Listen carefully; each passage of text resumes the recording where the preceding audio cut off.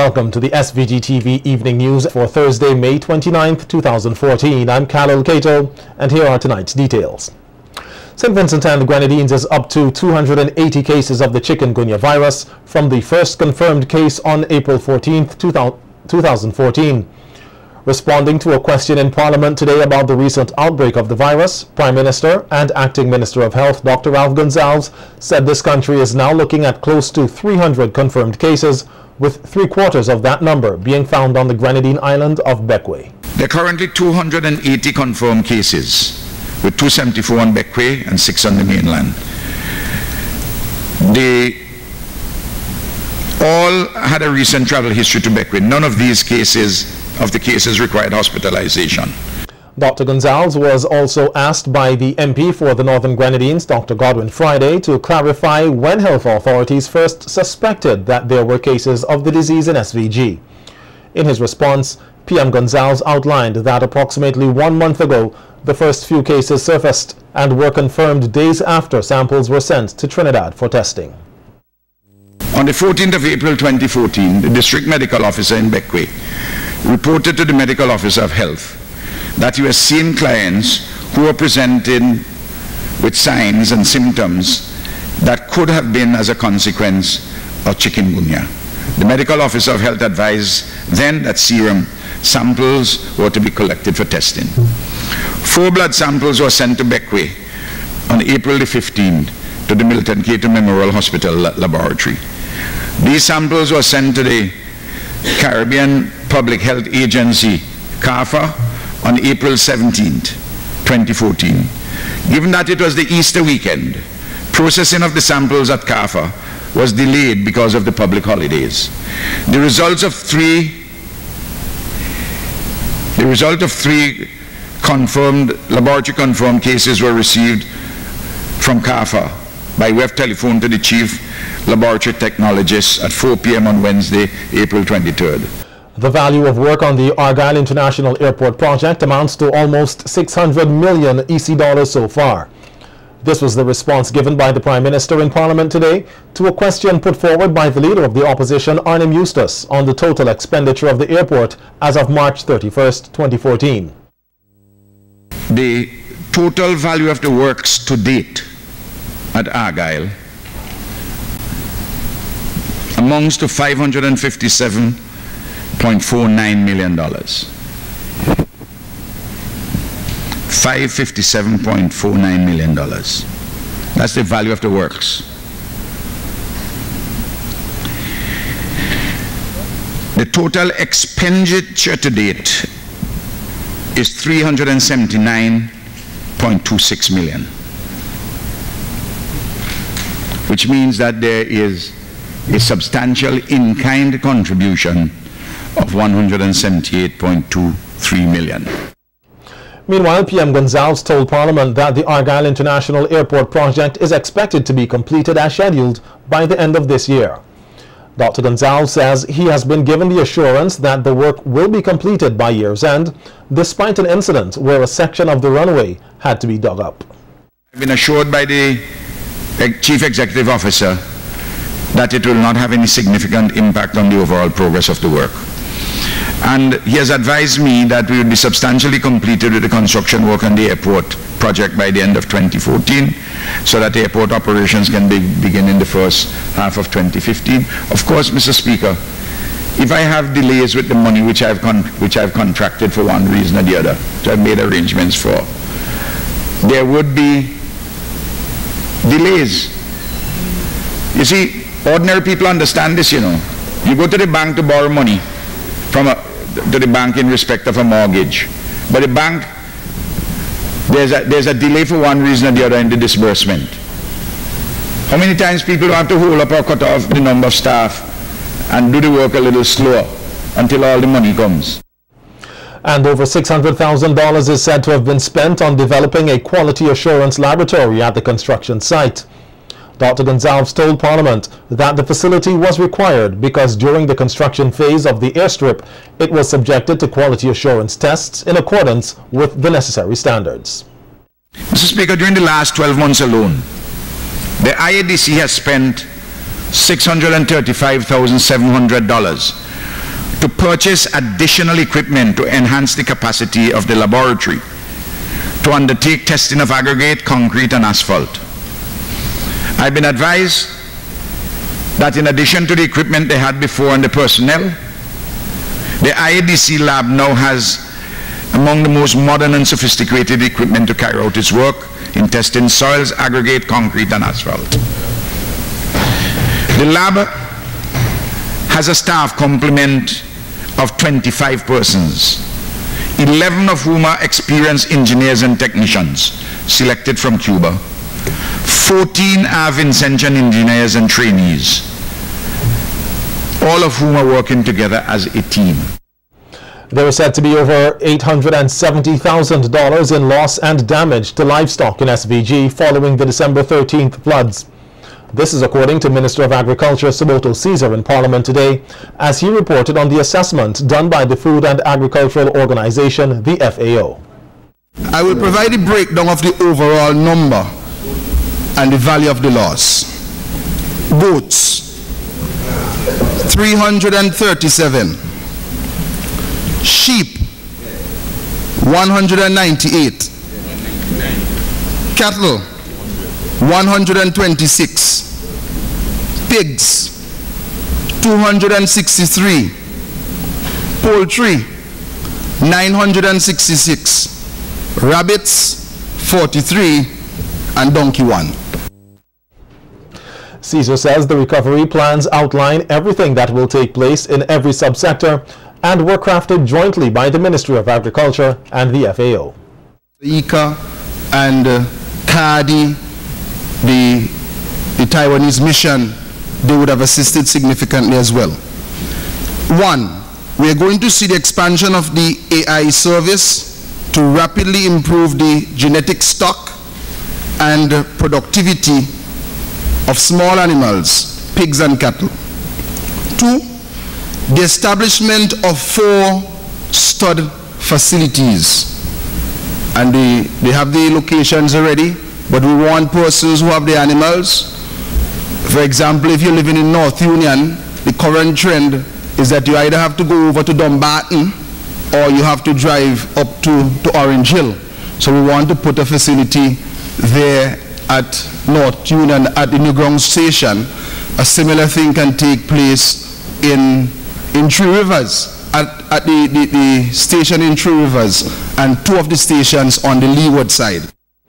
Meantime, Cecil says there are a number of plans in place for infrastructure, including the repairs and expansions of the government hatchery. Feed and chicks to farmers and repair to housing infrastructure. Pigs, the provision of feed and pigs, and also free AI services to farmers. Cattle, the acquisition of 7 pedigree bulls and the reintroduction of AI in cattle. What is currently being done, but what is the actual work being done, Mr. Speaker? We made a decision in the ministry that the hatchery that we had a capacity for 6,000. That was significantly damaged, and the request that we made to the FAO is that the new one will have a capacity of 12,000. It is bought already and it is being shipped. The governing Unity Labour Party has not publicly declared their slate of candidates for the upcoming general elections. However, Prime Minister Dr. Ralph Gonsalves says the slate is shaping up. In an interview with SVG-TV News earlier today, the president of the ULP opened up on some of the potential candidates and those who will not be returning as candidates on the ULP ticket for the upcoming elections. Zulika Lewis brings us more in this report. There's Ralph, there's Gomri, Saboto, on his seat is there's the humble African, Augustus, Frederick Augustus Stevenson. We have names. There's Luke in East Kingston. There is, we hear the name Carlos James. We hear Jomo. We just talk about 3 fellas up in Maraqua. You could pick the names. I don't know which one is going to emerge. When you put them fellas on my side, how they come right leading. Look at what they had, a whole set of tired people, and those who came on new. The candidate slated for the ruling Unity Labour Party is set to be shaping up, and its president, Prime Minister Dr. Ralph Gonsalves, is boasting of his good team, mixing experience and freshness. Commenting on the recent decision to have a poll to select the candidate for South Leeward, Prime Minister Gonsalves told SVG-TV News that a meeting was held with both Johnathan and Grenville Williams, along with senior officials of the ULP, including himself, Julian Francis, Louis Straker, and Vincent Beach. So listen, you guys are interested in this contest. I want to know if any of you is prepared to drop out. One support the other up front. Each of them justifiably thinks that he is the better candidate. That's okay. It's a competition. I say, listen, we're in a scientific world. Why don't you get a regular pollster to do a poll and to see who is the person whom the individuals prefer. And I said, well, I wouldn't do the poll for about 4 or 6 weeks. We'll give you all a chance to go around and meet everybody, and then we see how people feel. Prime Minister Gonsalves remained tight-lipped on the details of the poll and even other names that may have surfaced. When I do a poll, I don't discuss the details of a poll with anybody, save and except to say to you, as a consequence of the poll, believe me, the ULP is within that seat. According to Prime Minister Gonsalves, he is aware of persons who have expressed interest in running on the party's ticket, and he will be meeting with them soon. In the case of the Marico constituency, Prime Minister Gonsalves revealed 3 names which have surfaced as possible contenders. Kirk, Jimmy, and I've also been told that my brother Godson Kane, is also interested. MP for Mariaqua, Deputy Prime Minister and Minister of Education Gurley McGill, has indicated that her stint in the political limelight from 1998 may go out soon. Long run with her, and she has done an excellent job. And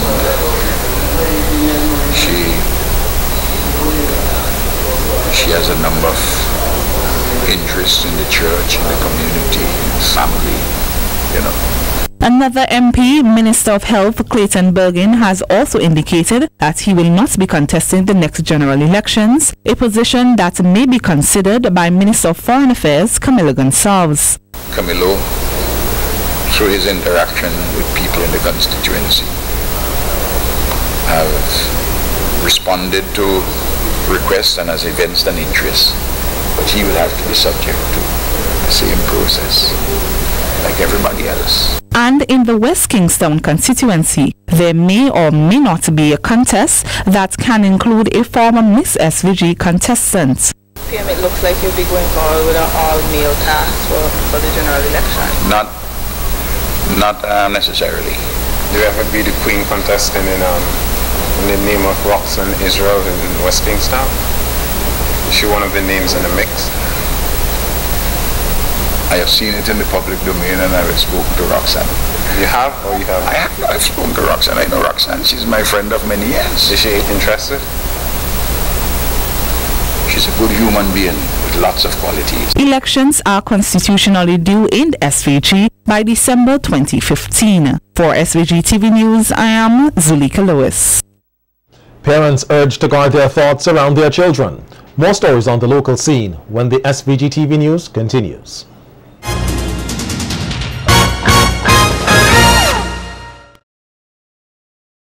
Welcome back. Parents are being urged to guard their thoughts, especially around children. A former director of the Foundation for the Development of Caribbean Children, FDCC, Jules Ferdinand, speaking at the Child Tolerance Forum hosted by the Ministry of Education, says those blessed as parents should understand that some of their conversations should not be overheard by children, as it sets them up to be intolerant. What we say, we must guard how we behave if we are to influence them for good. You say, but Jules, everybody is intolerant, so why don't I do the same thing? No, we don't have to follow the crowd.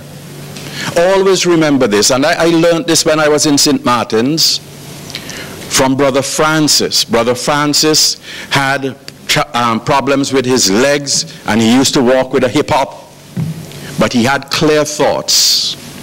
And Brother Francis once said to us in the fifth form, any dead fish can float downstream. It takes a live fish to swim against the tide. Ferdinand said it's easy to be intolerant, but persons should be reminded that they are stronger than they think. We'll look for examples that will lead us along the path to a higher road.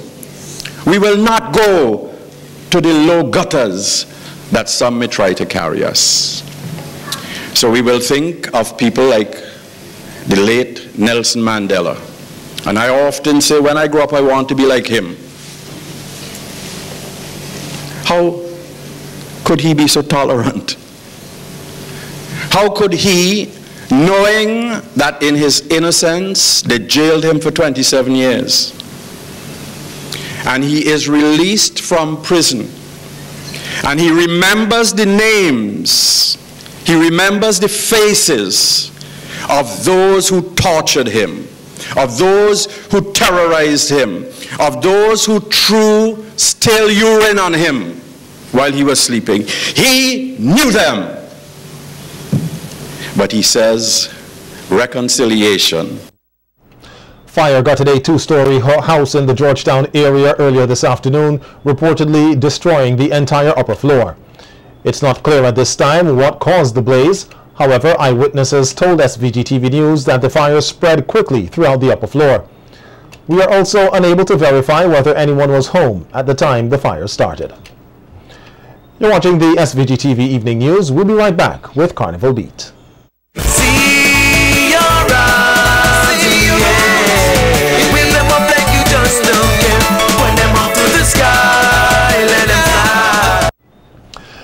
With the staging of the Miss SVG pageant this Saturday, the first official show on the Carnival calendar for 2014, persons are being reminded that the police plays a key role in the success of the nation's premier festival.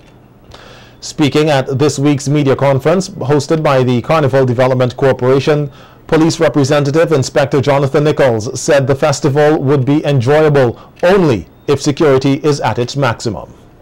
Be vigilant both in the park where the shows are and on the outside where a lot of action also will be taking place.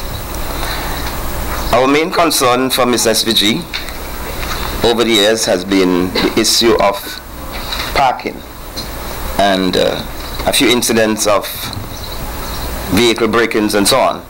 And we did put things in place, and I think since 2011 we had quite a few break-ins, and in 2012 we registered 0 break-ins because of the strategies and the effective patrols and so we put in place. Last year I think there were 1 or 2. I want to show the CDC and the Vincentian public, all who will be coming out to the show, that this year we'll be stepping up the game again. You can be assured that there will be an increased police presence in the area, and the persons who park their vehicles, persons who are coming to the show, will be relatively safe. Nichols is also appealing to persons to take the necessary precautionary measures to protect themselves and valuables when attending the various events. We all have to be responsible for our own actions, and there are certain things you can do as regards parking your vehicle, ensuring that you fit with an alarm. So while we have a responsibility to secure you, you also have a responsibility to assist in ensuring that you are as secured as possible. So we are urging persons to at least fit your vehicle with an alarm, or try to park in an area where it's well lit. The issue of valuables, we have had still people, despite our words of caution, a lot of persons are parking their vehicles and leaving valuables in that vehicle. And you can pass the vehicle and see a camera, you can see some piece of electronic or something, a handbag. So we are again urging you to ensure that you do not leave valuables, other items of interest in your vehicle or within the view of the public. Meanwhile, Minister of Tourism, Sports and Culture, Cecil McKie, says that he's highlighted by the momentum that has been created so far for Vincimas 2014, adding that he is confident that this year's festival will be a tremendous one. But I just want to urge everyone, take ownership, take full ownership of Vincimas. This is not just about CDC, it is not just about the ministry and the government or persons who appear on stage in the beauty pageant and the other shows. We want to urge you to get involved in some aspect of Carnival, to support the shows, to take ownership of the shows, to be true ambassadors for St. Vincent and the Grenadines. Each one of us have to take that responsibility to promote Vincimas and to ensure that it is a success 2014 and every year hereafter. See your eyes.